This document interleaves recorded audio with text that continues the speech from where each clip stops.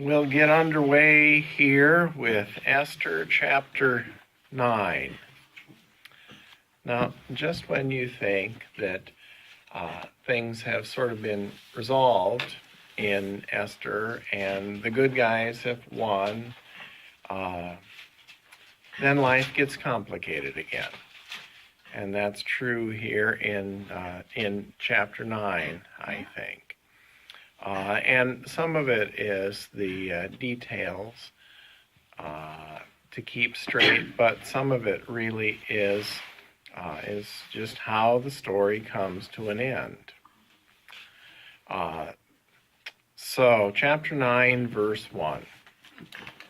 Now, in the 12th month, which is the month of Adar, on the 13th day, when the king's command and edict were about to be executed, on the very day when the enemies of the Jews hoped to gain power over them, but which had been changed to a day when the Jews would gain power over their foes, the Jews gathered in their cities throughout all the provinces of King Ahasuerus to lay hands on those who had sought their ruin. And no one could withstand them because the fear of them had fallen upon all peoples. All the officials of the provinces, the satraps and the governors, the royal officials were supporting the Jews because the fear of Mordecai had fallen upon them. For Mordecai was powerful in the king's house, and his fame spread throughout all the provinces as the man Mordecai grew more and more powerful. So the Jews struck down all their enemies with the sword, slaughtering and destroying them, and did as they pleased to those who hated them.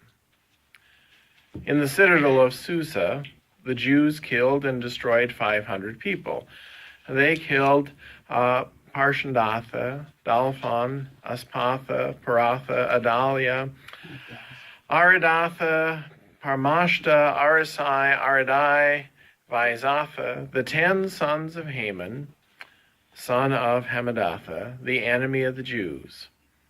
But they did not touch the plunder. That very day, the number of those killed in the citadel of Susa was reported to the king.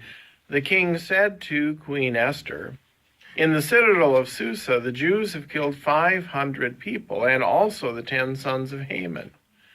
What have they done in the rest of the king's provinces? Now, what is your petition? It shall be granted you, and what further is your request? It shall be fulfilled." Esther said, "If it pleases the king, let the Jews who are in Susa be allowed tomorrow also to do according to this day's edict, and let the 10 sons of Haman be hanged on the gallows."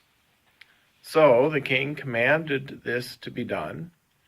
A decree was issued in Susa, and the 10 sons of Haman were hanged. The Jews who were in Susa gathered also on the 14th day of the month of Adar, and they killed 300 persons in Susa, but they did not touch the plunder. Now the other Jews who were in the king's provinces also gathered to defend their lives and gained relief from their enemies, and killed 75,000 of those who hated them. But they laid no hands on the plunder.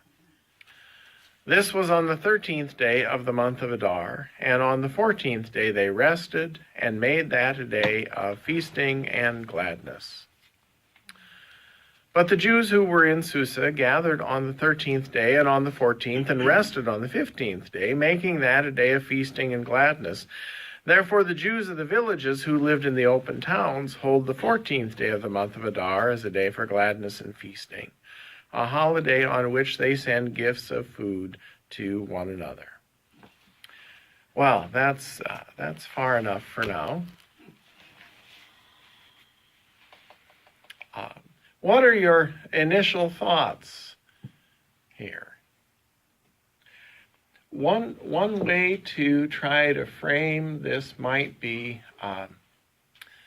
if you had to give a title to this chapter, what title might you give to it?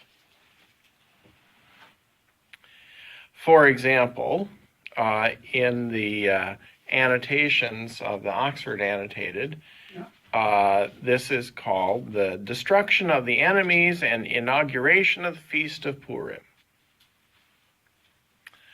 Another writer entitles it The Purim Massacre. How might you title it and why?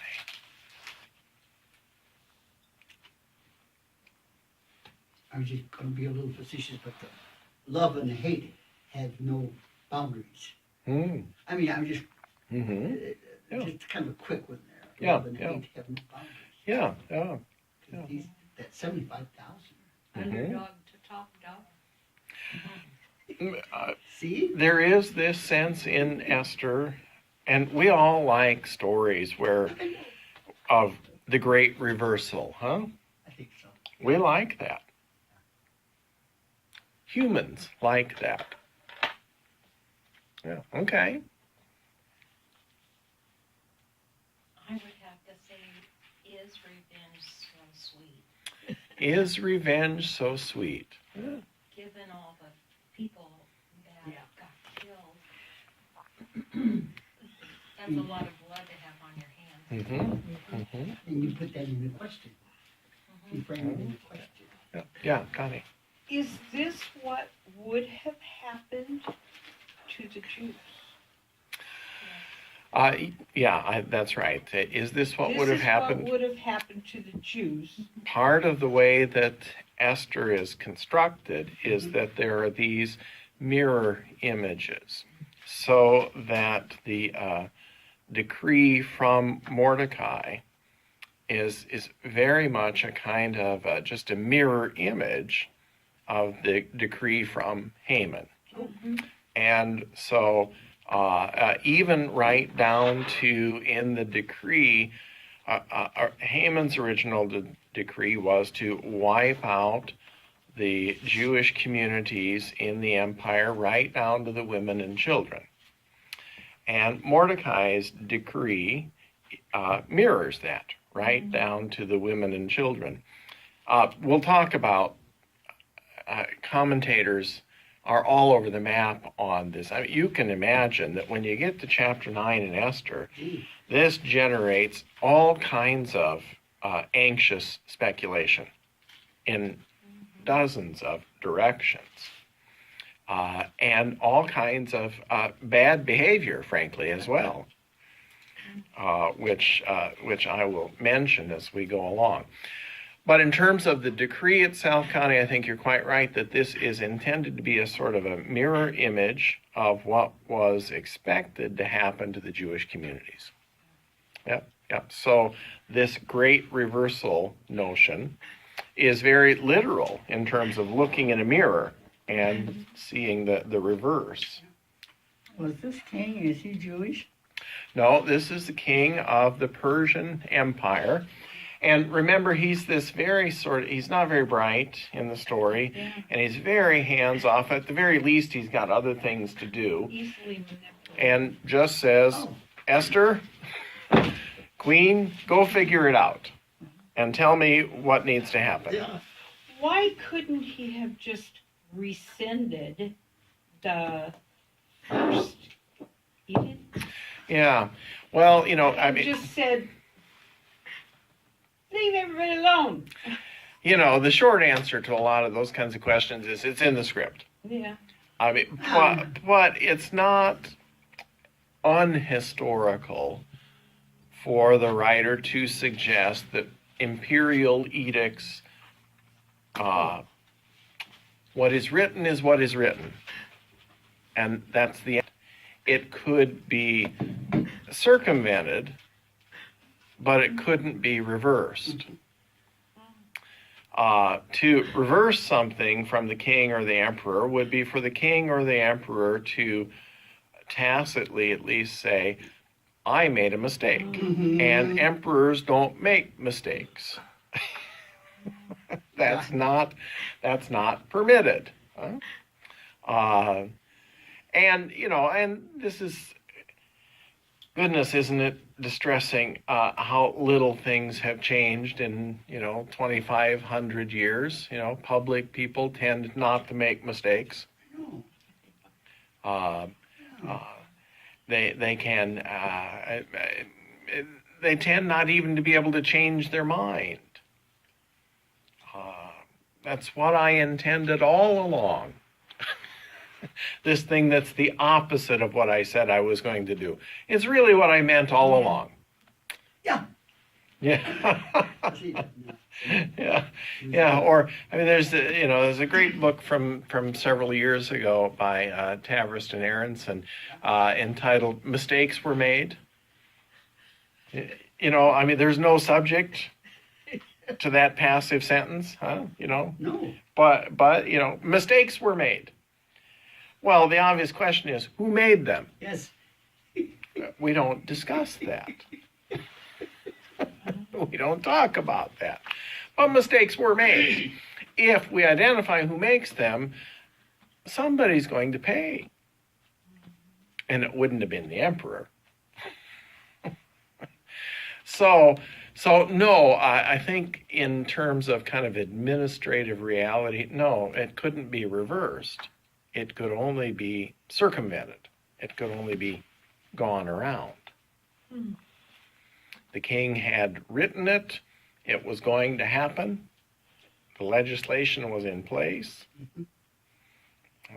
And again, if this were historical reporting, could such a king have done something else? Yeah, perhaps. But that's not how the story worked out. Well, that's why I asked if he was Jewish, because when he saw Yeah. the Jews kill all his people,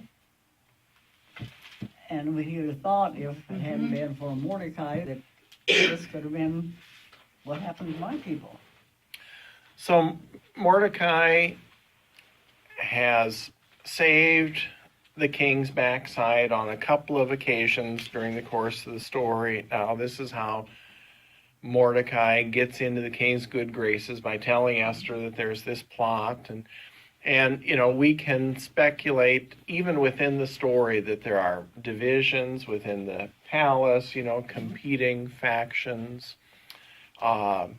Some commentators would say that these divisions and competing factions stretched out into the empire, and that if we wanted the king to be smarter than he appears to be, perhaps this was a way for the king to dispatch with a bunch of his enemies who had been Haman supporters, particularly if Haman is trying to engineer his way to the throne at some point, that this is all a very convenient way to get rid of these enemies of the king, and the Jews happen to be on the right side of history at that point. That could be. But I think that the story really is written in such a way as to say that smart kings are on the side of the Jews. That's another way to read that. And if you're on the side of the Jews, you're on God's side. So this is a good thing. And wise kings figure that out. Now, to attribute wisdom and intelligence to the king in Esther is kind of a stretch, I think. Yes. That's maybe giving the king more credit than he deserves. Well, did these people not fight back? Were there, does the writer imagine sort of pitched battles in the streets and that sort of thing? Well, I imagine that if we were going to make this into a movie, that maybe there would be a few scenes like that. But this is an imperial decree. I think the sense more is that as it says in chapter 9, suddenly it's clear that the Jews are carrying the sword of the emperor. And the whole system flips in their favor. Everybody is afraid of Mordecai. And so that all of the systems of power come into play. I mean, would there have been armed resistance? Or, yep, I would think there would have been some. On the other hand, if you have the king's edict in hand, you probably come with a bunch of soldiers behind you too. Or at least you're able to do so. So would there have been these sort of running street battles between enemies? Possibly. In the story, they don't last very long.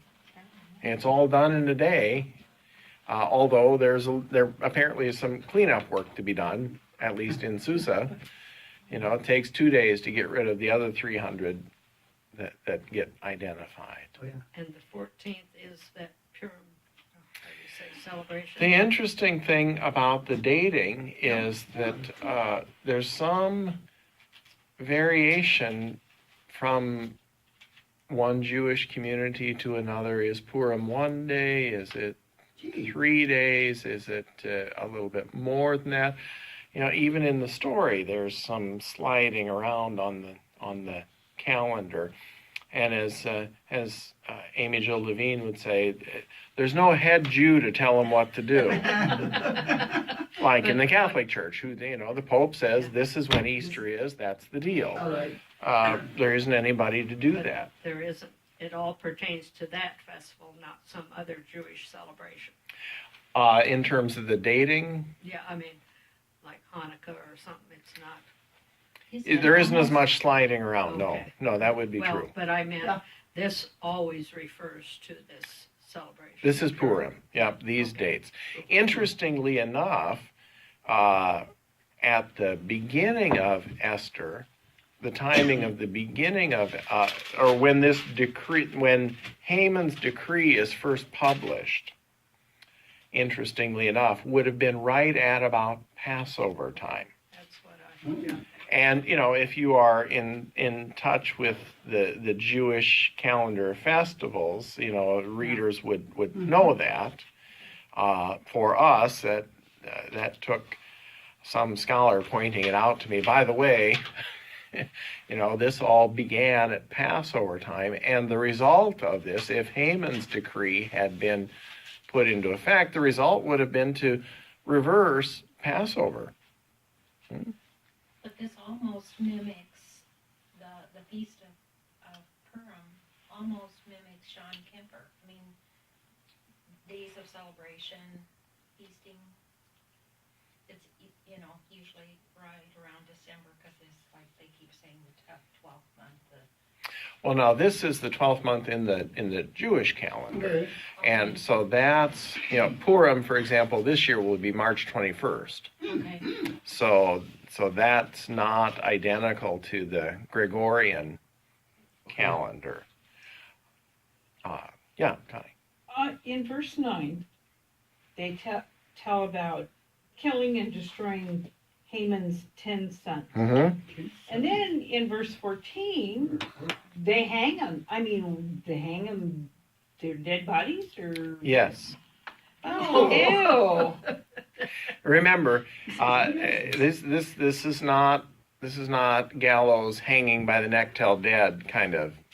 This is these are pikes, these are poles. This is impaling, and so to take the bodies. Sometimes it was the whole bodies that were displayed for days afterwards. Sometimes just the heads. And that's not only in this culture.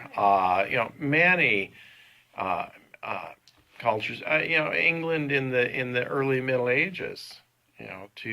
To remove your adversary's head and display that head on a pole, on a pike, was pretty typical. This is advertising. These are billboards made of dead flesh.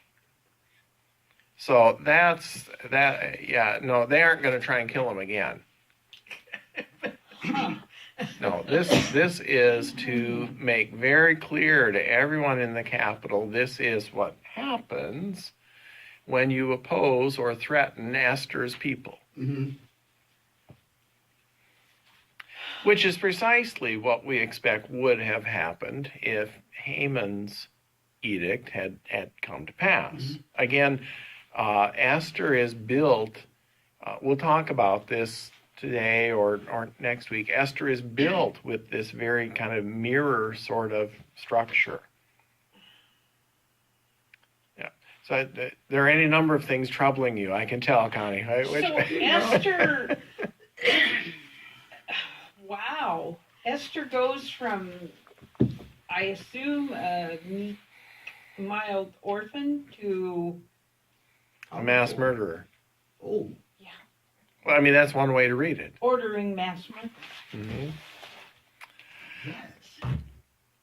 Yes. Who'd I mean, thought? this is why, you get to the end of chapter 8 and you think, hooray, the good guys won. That's good. Let's have a party. And that's the end of it. And then you get chapter 9. But didn't it all talk about, like when we were talking about Haman building the gallows, and he talked about the stake and the impalement, and using it as a symbol for, we're going to make an issue of you. Absolutely. I mean, this is the function. Why do the Romans leave bodies on crosses for days? Until the animals pick them apart. This is what happens when you oppose the power of the emperor. Mm-hmm. And don't you forget it.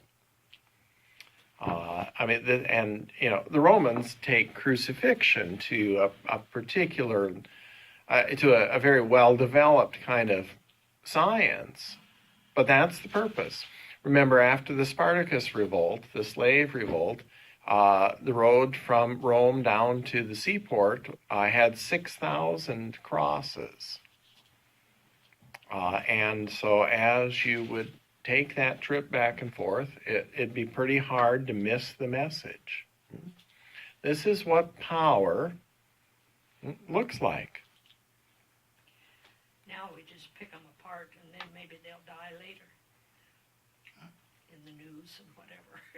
Well, there certainly is no hesitation, to make clear. I mean, we don't necessarily put somebody's head on a pole. No.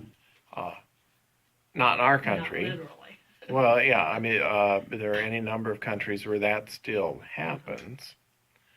But the kind of public humiliations that are administered to people, and particularly, you don't even have to be on the losing side at this point. That's just the order of the day now. But that's all designed to send a message.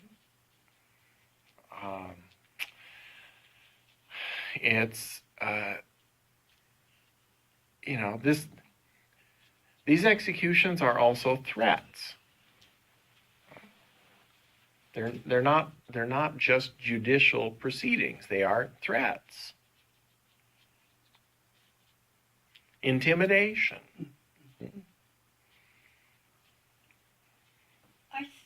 I find it disturbing that Jews celebrate this today. Hey. I'm going to repeat that for the recording because that really goes to the heart of the discussion here. That it's distressing to think that this commemoration of mass execution is a day where they send gifts of food to one another, where, a day of feasting and gladness. I mean, those are the descriptions. And if you read the ongoing commentaries about Esther and Purim, you will see that sort of conversation happening within the Jewish communities. I think when we get a little closer to Purim here in mid-March, I mean, just kind of watch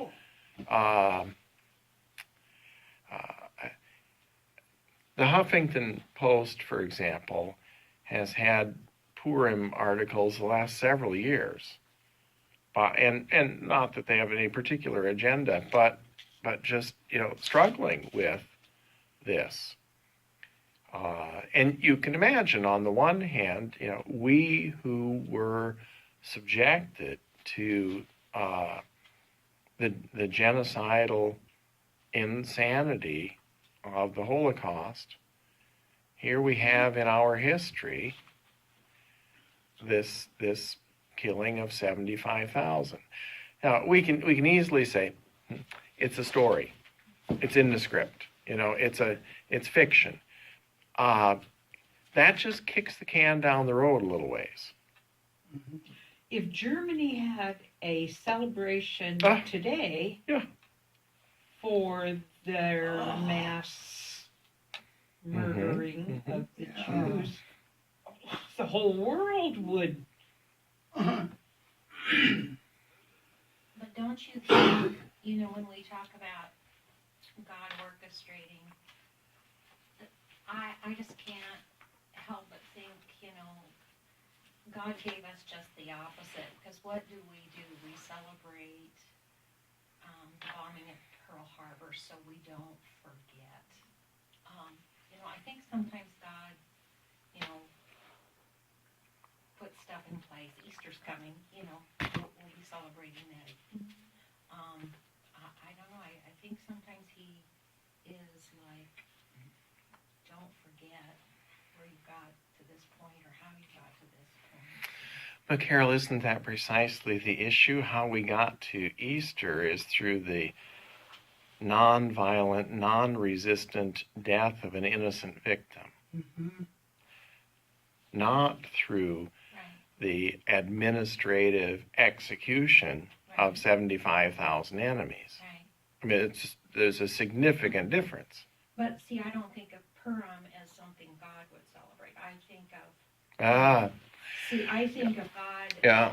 So, Amy Jill Levine, for example, she was talking about something else in one of her little talks on YouTube, but right at the end of it, she mentions Esther and the Purim massacre. She's a New Testament scholar at Vanderbilt University and a Jew. She's a wonderful scholar, and she brings a very different perspective. She said, when we read Esther in the synagogue, and especially this last part on Purim, we should not read this with happiness in our voice. Now, that's not consensus. There isn't, I don't think, really consensus on this. And there is no such thing as the Jewish community, kind of, I mean, that's just not, any more than there's one, Christian perspective. I mean, that's just not the case. But there is not consensus on how to read this. Reading the last part of Esther with a sense of grief and regret, reading it as a warning rather than as a song of triumph. That has some roots in the Passover celebration. As part in Seder meals, where there's a remembrance of the deaths of the firstborn of Egypt,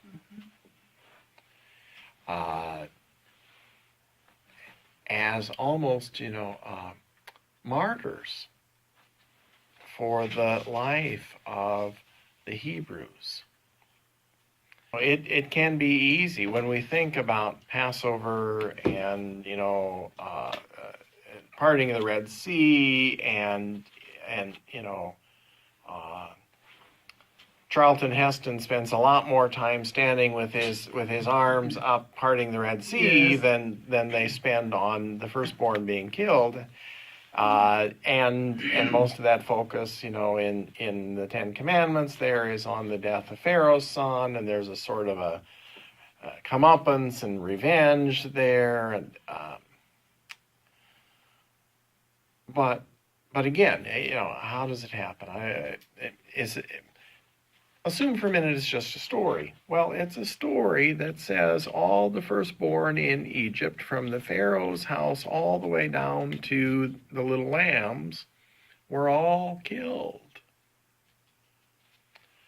That's what it says. Mm-hmm. And so in the Seder meal, there is a remembrance. There is a grieving for those deaths. I think that's a moving part of that observance. And to read the end of Esther in that spirit is one thing. And it could be. Is it a warning?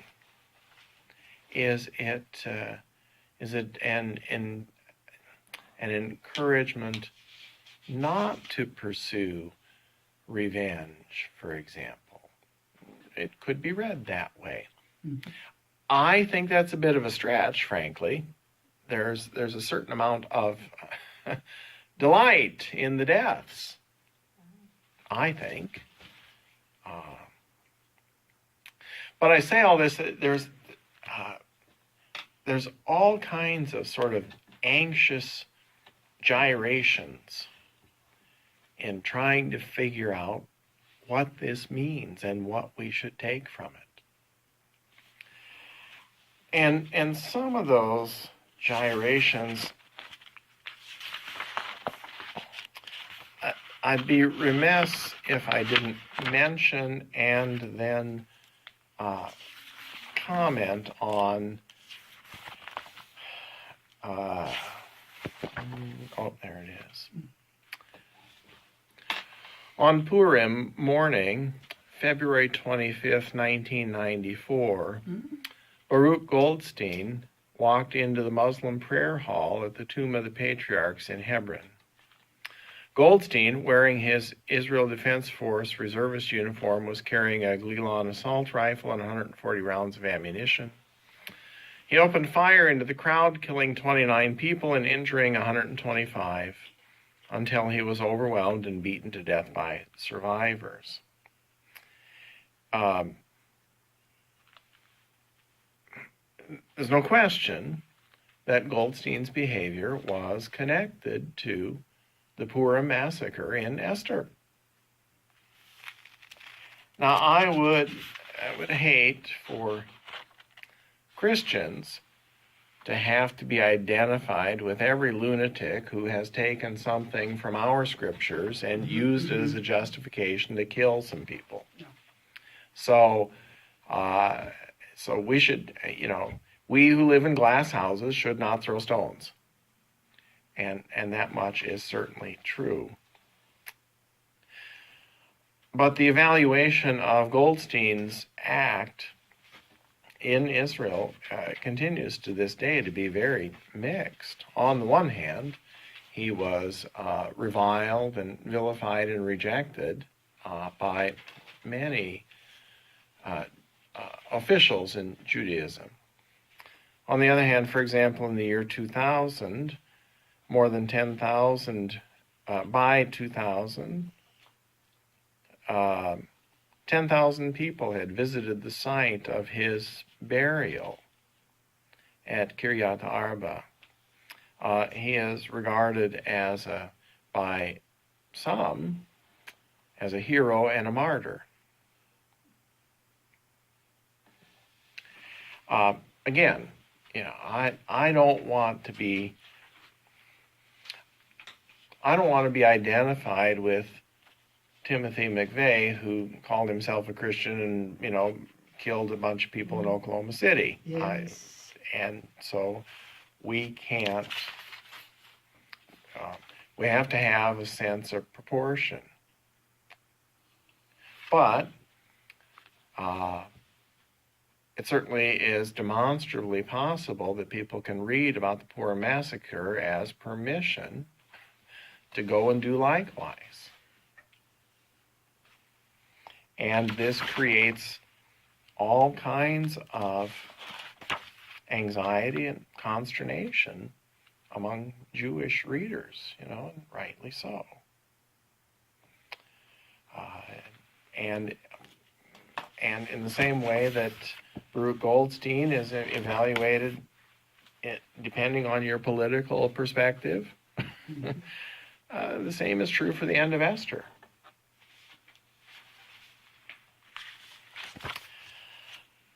So that's one of the, well, we haven't even begun to get through the various explanations. What's the plunder? I was going to That's ask. what I wanted. Why Yeah, is it's their personal property, it's their wealth, it's their household goods, remember that when Haman is executed, Esther takes possession of his house. Not just the building, Contents. Okay. his patrimony. Everything that belongs to him, including wife and sons. And so disposing of sons was to some degree now within her purview. And the Jews are then in this decree given permission to do the same. Mm-hmm. They refrain from doing so, it Why? says. Yeah. Well, it doesn't say why. Oh, because they're above that? Well, I thought maybe there was. No. It just mentions it 3 times. I think. It does. Now, is it because this is being portrayed as an example of the ancient holy war tradition in the first 5 books of the Old Testament, where you killed God's enemies, but then all of the plunder was sacrificed to God? That's a tradition within the first 5 books of the Old Testament. Mm-hmm. Is the book of Esther relying on that as a way to what? To indicate that, that the motives of the Jews are pure, to indicate that God is in favor of this because these are the kinds of orders that God has given before? I don't know. Commentators are all over the map on that. But that is one possible explanation, that it is a reflection of this Old Testament holy war tradition where you leave the property alone because it belongs to God, and is then sacrificed to God. As a matter of fact, when that doesn't happen, then God responds by punishing those who go ahead and claim the plunder. So that may be, it may be that this is a political calculation, and that the plunder is going to go to the king. Mm. We were reading a children's book there for a while, but they did not touch the plunder. The plunder. What was it? Captain somebody fired it off in a children's book, and every time you get through phase, kind of like that one Brenda read. Mm-hmm. Yeah, there is, Esther, the book of Esther, in all likelihood, was spoken before it was written down. When this festival was originally celebrated, it may not have been the case that they got out the big scroll and started reading. Somebody stood up and started telling the story. And when you tell a story, you have, these tools. Repetition is one. Sure. And exaggeration is another storytelling tool. And stock characters and two-dimensional. Yeah, and of course, when you tell the story, then not only interpretation tends to become embellishment, Who knows? Maybe it was 75 people at first. Oh, yeah. You know, 75,000. we don't know. Yes.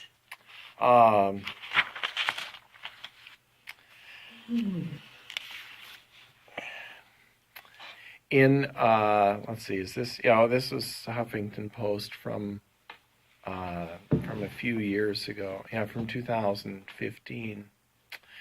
It wasn't very many years ago that the Israeli Prime Minister Benjamin Netanyahu invoked the story of Esther as a way to justify the actions being taken for the sake of Israeli security. That in fact this is that the security and survival of the Jews is paramount. Now, he didn't refer specifically to chapter 9, but referring to Esther when you're talking about defense, can't help but take a person to chapter 9 and can't help but create the impression that the 75,000 to be killed were likely Palestinians. I mean, this is the implication that many listeners took from Netanyahu's speech.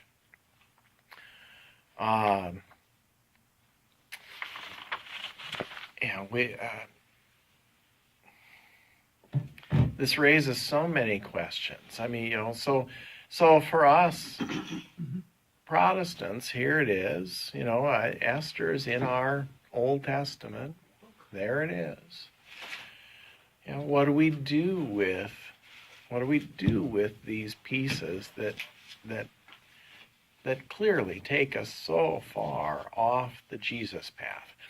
It wasn't planned, but it is an interesting coincidence that we're reading Esther 9 on Thursday, and on Sunday we'll hear from Luke 6, love your enemies, pray for those who persecute you. Go the second mile, turn the other cheek, be merciful as your Father is merciful. Esther doesn't sound very much like Jesus, even though just a couple weeks ago we were talking about how much she sounds like Jesus, putting herself at risk for her people. She's a savior. And that was right. That was true. Which is why chapter 9 seems to us like such a train wreck. Maybe she's a perfect match for this king. Hey. She seems to have stepped up to the role of Persian queen in pretty good shape. Is Esther a hero? Is she an anti-hero? Is she, suddenly are we being cautioned by what happens when you get power? Are we being told, that really it's the job of God's people to survive and to do what it takes to do that? We've been thrown into the whirlwind when we get to chapter 9. Yeah. And why couldn't they have banished these people to a country? I mean, there were 120 countries. Yeah, There surely would have been a Siberia kind of country in there. Of course. Rather than kill them, Yes. Okay. That would make a good story. Well, it would, because then we can follow up and go to the village and see what they do with that. Sure. Well, this really makes it a challenge to try and think through what is the point. What's it there for? What is this little book good for that has been so interesting, so artfully composed, and we haven't even gotten to the I don't know if we'll get today to the structural analysis of the whole book, because that can be helpful, but we really have to come to terms with this whole business here first. It's disturbing. It is. It's disturbing. Yep, absolutely it is. Disturbing in the same way that the Holy War tradition earlier is disturbing, kill them all, burn it down, offer all their stuff on, as a burnt offering to God. But you can't touch the plunder because that's God's. Supposedly, But these human beings are God's. Mm-hmm. And you can annihilate you them. can kill them. And that's the question. What does that mean? How does that work? Is this it ties people in knots to try to come to terms with it. Worst of all, this decree includes the killing of women and children. Now, that was true in Haman's decree. Wipe them all out. And so the mirror image of it is, don't leave anybody. And some commentators will say, well, no, that's not really what it says, or no, that's not really what was meant, or, and I don't know, but there it is in the book. But getting back to what you said clear back when we first started this, Oh, yeah? I mean, we really don't know what she suffered as a young child. What was there domestic violence? Was she, sex trafficked, or just exactly what happened to her? So did her experience turn her into a sociopath? Well, That's what I was going to maybe. ask you. Or, Well, all that's- that stuff. That's not nearly so nice as we thought she was a couple weeks ago. She's a poor little orphan. She was- that's right. Guilty of all this stuff? She or- wasn't sex trafficked Yeah. until she got to him. The message is watch out for the quiet ones. Well, Howard. don't Look ignore what Howard does. what's happening. I mean, we talk about bullying all the time, I know. and then these people blow up and kill lots of people. So one commentator, for example, looks at this and Yes. says, Yeah. this is about self-defense. And these people who were slated to be killed would have had no compunction going the other direction, killing all the women and children. Sure. This is the ancient world, and if you kill somebody's father, then the rest of the family is obligated to take revenge on you. The only way to cut that off is to kill them all and to stop that cycle of revenge, and that's what's going on. I'm not arguing for that, but that's a reading of it. Mhm. Can I be happy about that? No, no, I can't. I can't be happy about any reading of this chapter. Don't you wish that it had stopped somewhere sooner, or? Mm-hmm. How would they have stopped it? What would have been the end of the story then? Everybody lived happily ever after. Yeah, that Including those Once 10, upon a they time. come about territory. including those 10 sons of Haman who are honor bound to take revenge for their father's death. But before that, Haman could have come to you and asked to give up his life to Christ and be baptized. Well, maybe we'll take this and try to decide. This is Esther, not Jonah. Yeah.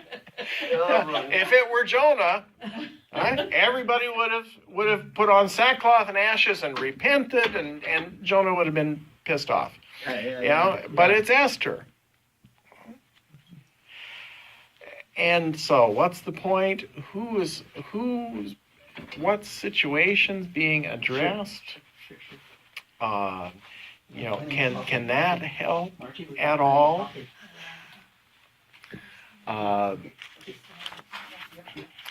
Let's see.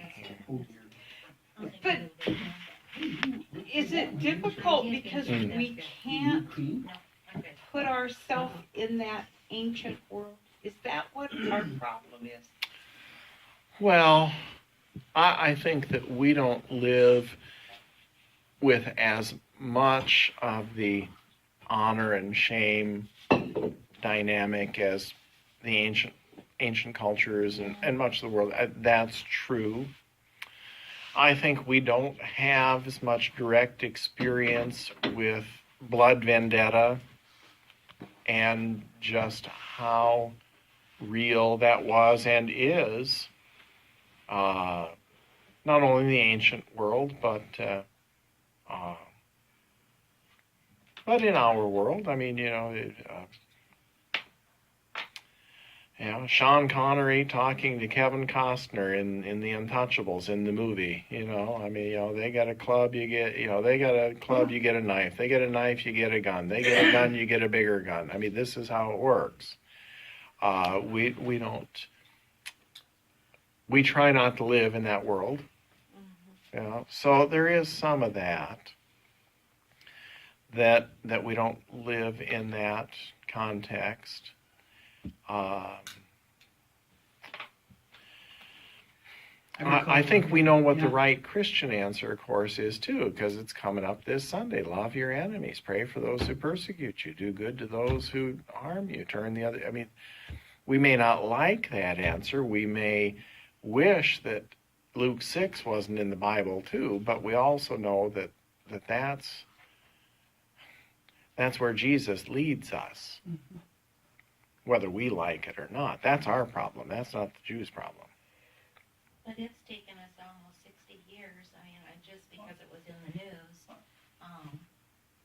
to honor our Vietnam veterans. Oh, yeah? Because when they came back, people didn't like it because they'd been there. But when if you had family and stuff over there, your heart just went out because they were over there fighting for us. And Well, but how do you sort that out?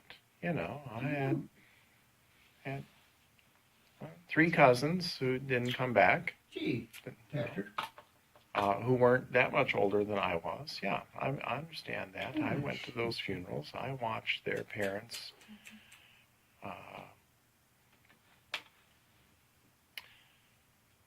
But how do we sort out the fact that was a horrific, misguided, mistaken, terrible set of policies that took 59,000 lives of ours, not counting anyone on the other side, and for what? Yeah. And they're still being taken with the cancer and the I mean, Brenda's stepdad, who was Agent Orange-induced Parkinson's, that he lived with for years because he was in Vietnam. Well, so to honor and to love and to care for those who did, in fact, willingly give of themselves in that way, while also saying, what a terrible mistake that was. That's very difficult to do, because then those sacrifices start to become less They seem to be. Why did I do this? Why did I go through this if it was this terrible mistake? A whole generation. If you're 19, you've never lived except in a time of war. And for what? Now, does that mean that I think that those sacrifices, those thousands of lives, that those are meaningless? No, of course not. Of course not. Do I think that, do I wish that we had treated it like a crime instead of a war? Yes.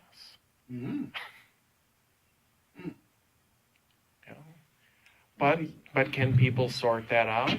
Not very well. we talk about the Holocaust in Germany, it's going on in Syria right now. How do we And, figure that out? Whose You know, side are we What can on? we do? Right now, what can we do to see them little babies' stomachs big because they're starving to death? Mm-hmm. And we're intelligent, you know. Why do we let that continue? You know, is Esther, ultimately, does it end up in this sort of orgy of self-justification? I mean, you know, Esther ends up sort of like every John Wayne movie. You know, there's this big orgasm of blood at the end, and all the bad guys are dead. That one's. Or most of the early Clint Eastwood movies, or I mean, you know, Sure. I mean, that's what we want. You know, is that what Esther is ultimately? You know, if Esther were a World War II movie, we wouldn't be bothered. We'd think that's how it was supposed to be. To his credit, for example, I think that, you know, Clint Eastwood is one who took that on in a wonderful way. I mean, there's Flags of Our Fathers and Letters from Iwo Jima. Have you ever watched both of those? No. I mean, to put those together, to see the loss from both sides was quite remarkable, I think. But we don't do that very well. I haven't figured out how to say this on Sunday yet, but I think it needs to be said. What we really want is for our enemies to be God's enemies. Oh, yeah. And damn it, God doesn't have any enemies, except for all of us who are sinners. And Christ died for the ungodly. And we forget that they're still his children. God doesn't have any enemies. No matter how much we want those terrible people I know. who want to kill us to be God's enemies, we really do. I've never thought about God loves everybody. I went that far, but God has doesn't no have enemy. any enemies. I like God. Yeah, I know that's true. Sure. It irritates me to no end. Yeah. Why doesn't God have enough sense to at least treat my enemies as God's enemies, for crying out loud? Now, I mean, I know in my head that's not how grace works, but that's what we want. We choose. There's a conflict. I do choose one side or the other, don't we? We typically do. Well, I'm for everybody in this war. I don't think I can handle that. Well, I think in general humans do better with binaries. Yes, no, Okay. on, off. All right. You know, 1, 0. All right. Yeah. Yes. And yet we have the capacity for more than that. We do. We can do more than on or off, good or bad, yes or no. But it takes work. It's hard. You know. I have lots of favorite theologians, but Stanley Hauerwas is one, and he's just the master of the obvious. You know, he starts out one of his lectures. Love is hard. It starts that out. Love is hard. Really, Stan? That had escaped the rest of us. Well, and then he laughs at it because, you know, he knows, everybody knows that love is hard. Hate is easy. I like it when they put it so simply, though, because that's how I. Wouldn't it be nice? Wouldn't it be nice? Well, But would no. it be? Oh my goodness. Would it? If we really lived in such a binary world, as you know, as Christians, we know fairly clearly from Romans 5. While we were weak, Christ died for the ungodly. While we were still sinners, Christ died for us. While we were yet enemies, God reconciled us. You know, not those other people. I mean, them too, but but us. Mm-hmm. To be a sinner is to be God's enemy. And then to discover God has no enemies. Yeah.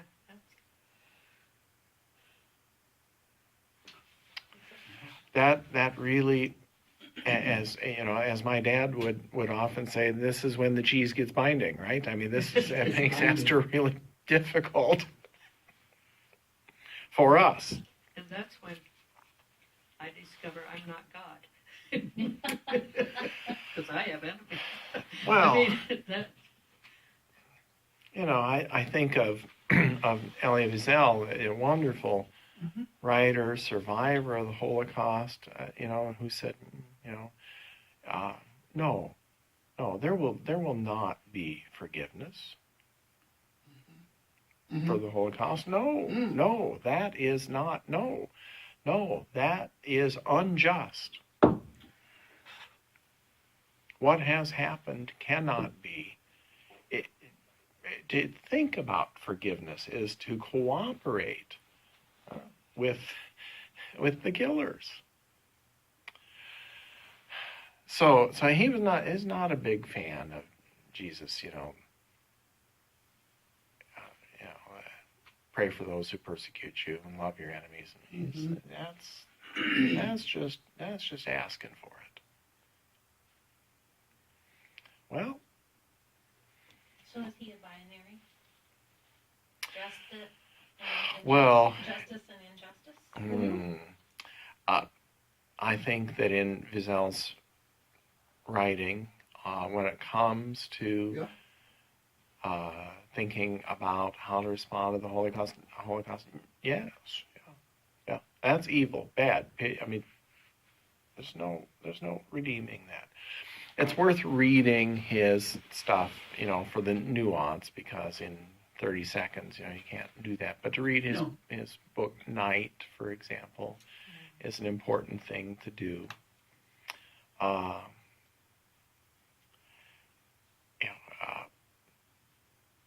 When we think about Esther, there's this community under threat of extermination.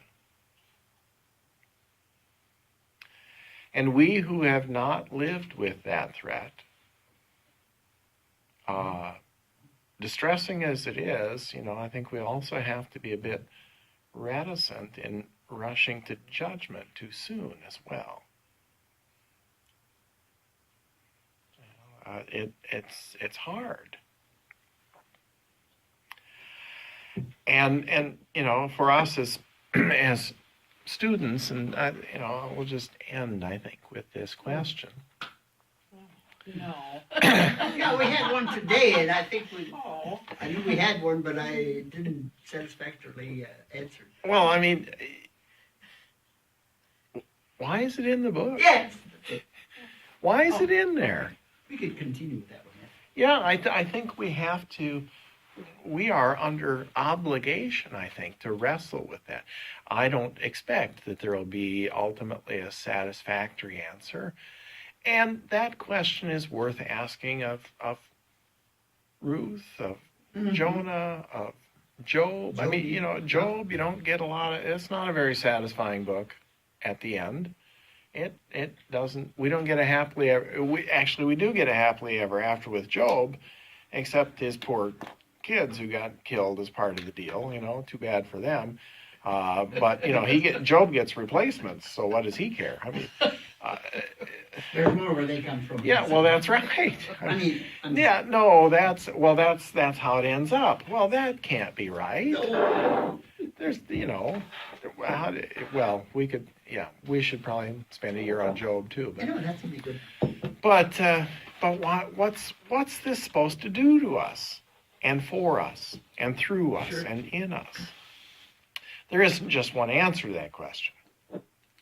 I mean, if one of the answers is it's supposed to force us to have this conversation that we've just had for the last hour and 20 minutes, then that's a reason. That is a reason, and that's a legitimate reason. And that by itself would be enough. Mm-hmm.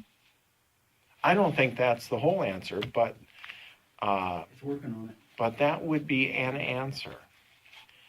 What if it is, as A.J. Levine says, a warning, not a celebration? What if it is? What if it is a call to repentance, not a declaration of triumph? What if it is this challenge to be grown-ups when it comes to how we deal with enemies? Well, the problem is, if that's what it is, then it kind of fails miserably, because it's encouraged people to violence. But the